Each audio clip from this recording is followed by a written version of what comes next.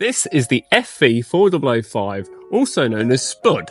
The vehicle was named after Harold Hamilton Taylor, who was a World War II veteran and also part of the FV4005 trials team in the early 50s. Harold was a volunteer at the Tank Museum and pointed out the significance of the trials turret and prevented it from being scrapped like its predecessor, the Stage 1. I contacted the Tank Museum with the idea to bring the FV4005 back to running condition because of its recent newfound popularity on the game World of Tanks. Much to my surprise, both the Tank Museum and World of Tanks wanted to help me out and bring this idea to reality. My plan was to not only get the vehicle up and running, but to make it as historically accurate as it was back in the 50s during its trials period. This meant that the hull on which the turret was currently sat on was incorrect, with it being a Mark 12 up-armoured chassis. Fortunately, I had already got my hands on a Mark 3 Centurion chassis, which had also been used throughout its life as a gun test platform, developing such guns as the FH-70 howitzer and the 120mm L11 gun used in the Chieftain. And it was a Mark III hull that the FV4005 was built on. So, my team and I got to work dismantling and stripping down the Mark III hull, removing the engine, clutch and gearbox, track guards and track.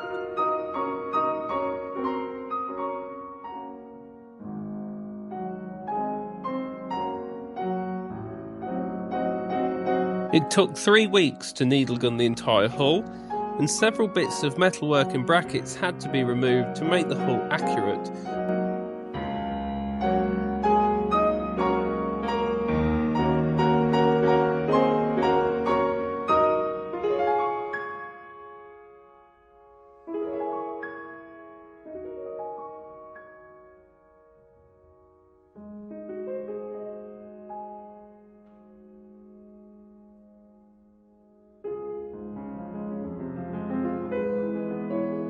After the vehicle was fully painted, it was time to test run the mighty V12 for the first time.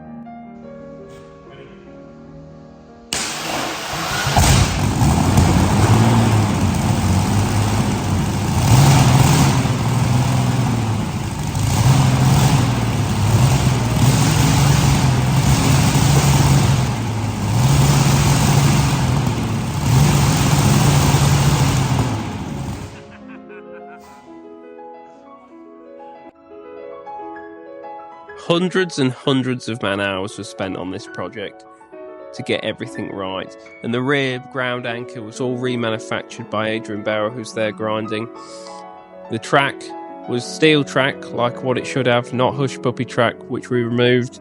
All of this took a lot of time. Here we are fitting the turret for the first time, which was quite a moment. It wasn't long before we then fitted the main gun, the 183mm gun itself, that weighs roughly 6 ton.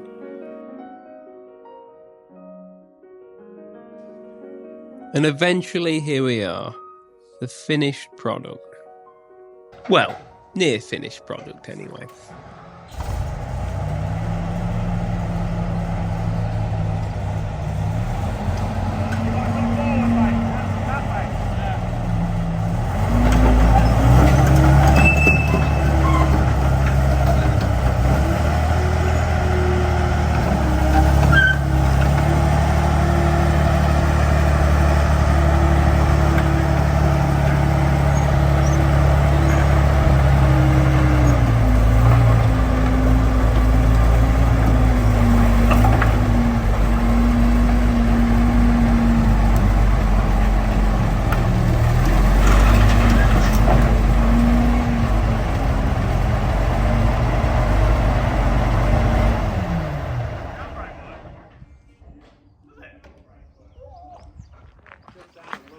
It starts so nice as well. Get out my face.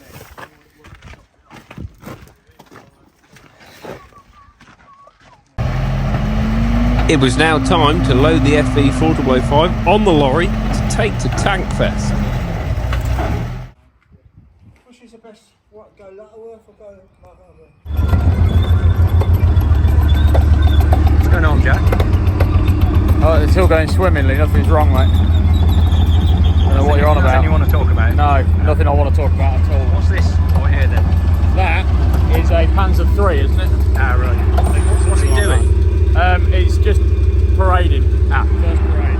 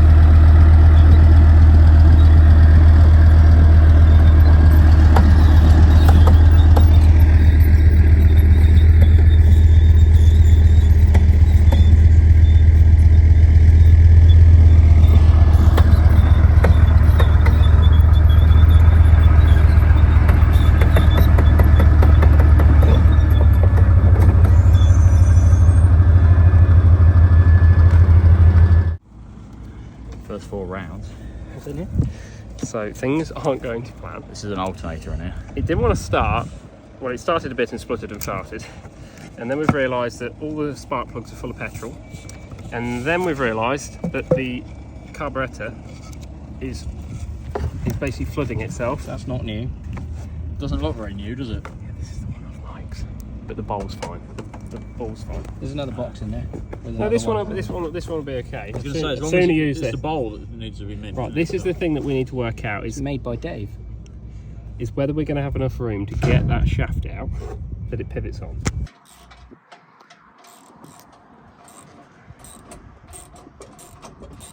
You go to the other spanner set, Seb.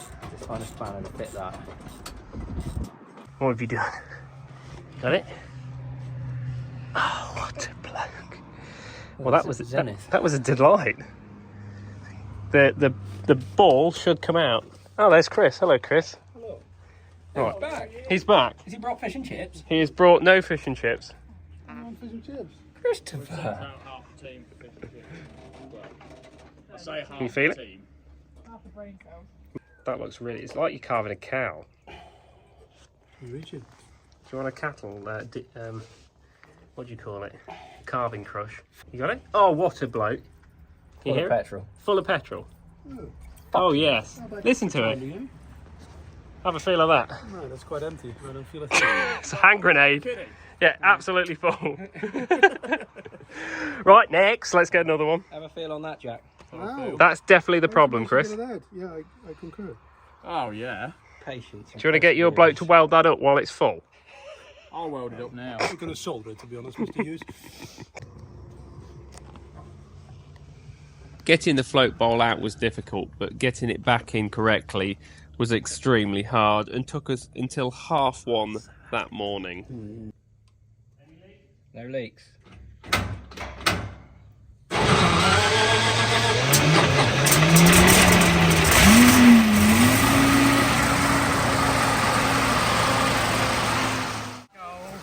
A few hours later, we'd wake up and go to Lulworth Cove to take Teddy for a swim in the sea. Teddy's being a menace. Oh, bamboozled. Teddy!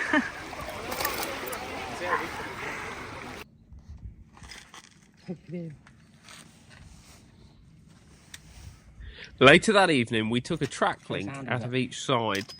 As the tracks were just a little bit too stretched, we didn't want any tracks falling off on the big day.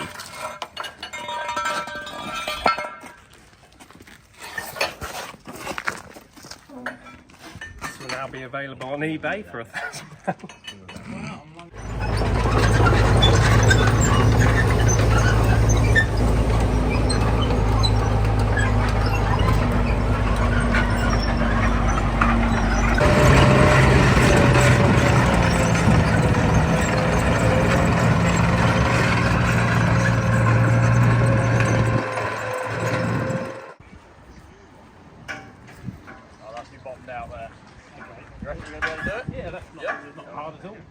Right, it's all on you then. we do need. I mean, I can do that, or you could just do it. Well, just hold it up. Yeah, if I say go, let it go straight away, you don't get too much sleep. That's not hard. That's a one hand job. It's not pulling itself down. Look at it.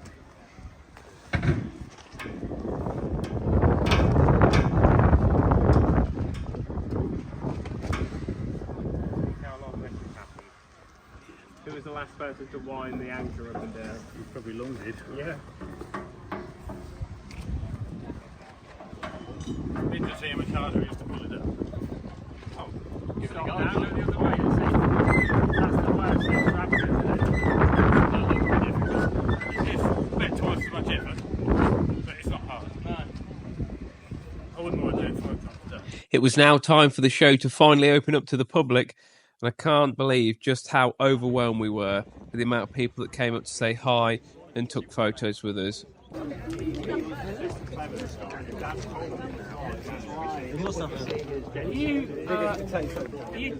You're Jack from that show, aren't you? You because you look even shorter in real life. Sorry, nice to see you. Yeah. Wasn't long before it was time for me to drive the FV4005 around the arena in front of the crowd of maybe 10,000 people for the first time ever. Bearing in mind we haven't really tested the vehicle before this, so I was extremely nervous.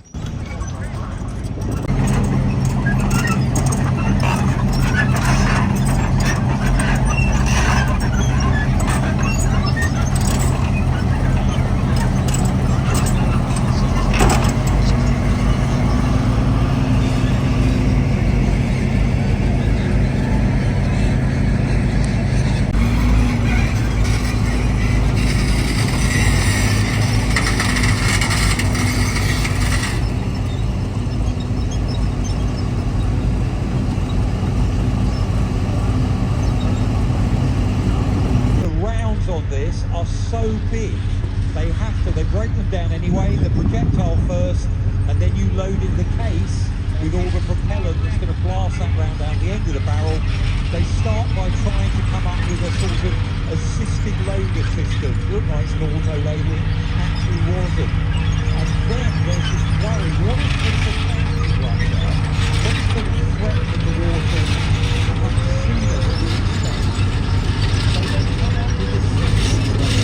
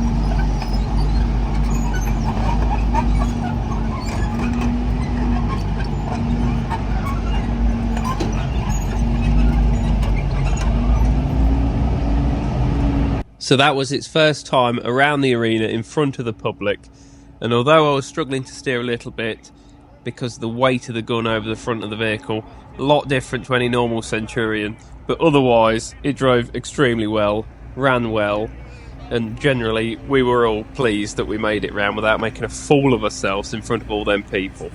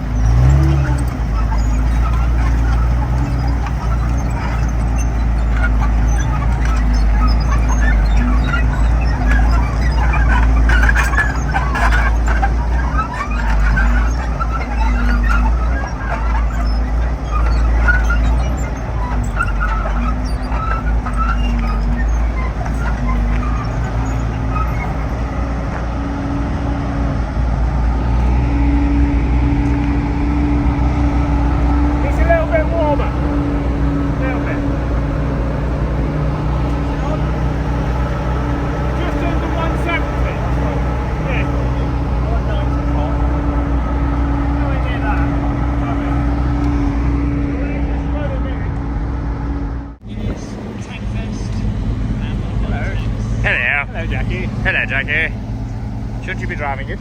Huh? Should you be driving? Oh, I'm having a day off today.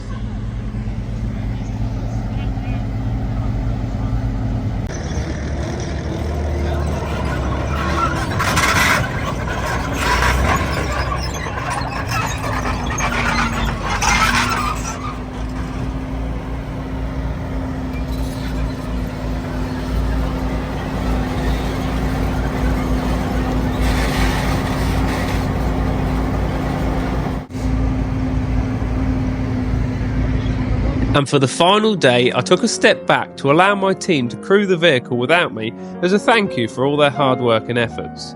During its final lap, I stood with the crowd to watch its lap of honour. Among the crew was the new director of the Tank Museum. This was also his first TankFest. It was quite refreshing to see him welcoming the public upon entry to the museum in the days prior. And this is why I found the Tank Museum so kindly approachable when I first mentioned the project. Without them, this would not have been made possible. And just like that, it was the end of TankFest 2024. I just want to thank all of the Tank Museum staff for making such a professional event, and obviously World of Tanks for making this happen. And every single individual that also helped raise the money for the fundraiser so quickly in under 24 hours. And of course to everyone that came over to ask us questions about the vehicle and shake our hands and take photos. Which leads me to one last question. If we were to restore another tank within the Tank Museum collection, what would you choose and why? Thank you for watching, and we shall see you again in another video.